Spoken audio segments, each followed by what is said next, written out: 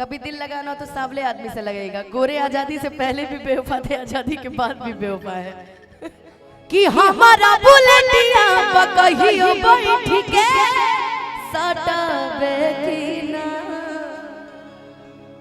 कि हमारा बुलेटिया कहियो बैठ के सटावे की ना, कि बोलो बोल रे पत्रकार,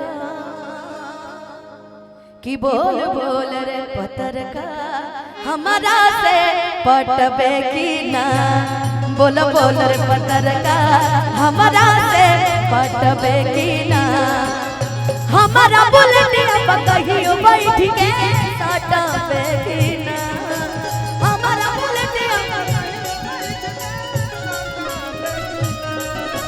हमारा बुलेटिया कहियो बोल रे पत्रकार। हाँ कि बोल बोल रे पत्रकार अरे हमारा से पटबे की ना, बोलो बोल रे पत्रकार हमारा से पटबे की ना, बोलो बोल रे पत्रकार हमारा से पटबे की ना। आप एंगलवा बोला बना न पटी है प्यार से कही। शीशा चमकावे लुका छत के ऊपर से, शीशा चमकावे लुका छत के ऊपर से, प्यार जब करे के बात बहरी आजा घर से, प्यार जब करे के बात बहरी आजा घर से। आज ना तकाल हम लबू बनिए गियास से, आज ना तकाल हम लबू बनिए गियास से, प्यार हम करीले तोहसे पहिले क्लास से, प्यार हम करीले तोहसे पहिला क्लास से, प्यार हम करीले तोहसे पहिले क्लास से।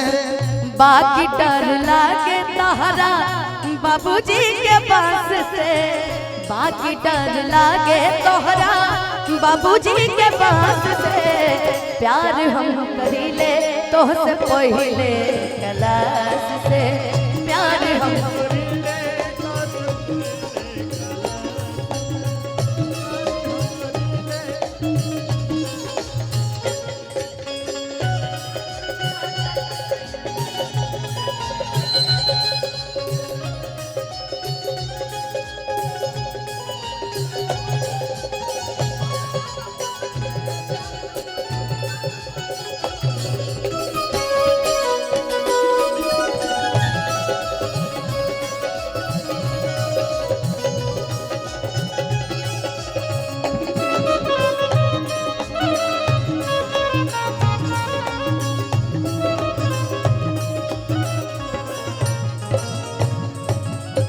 कि दूर दूर रहे लगा है,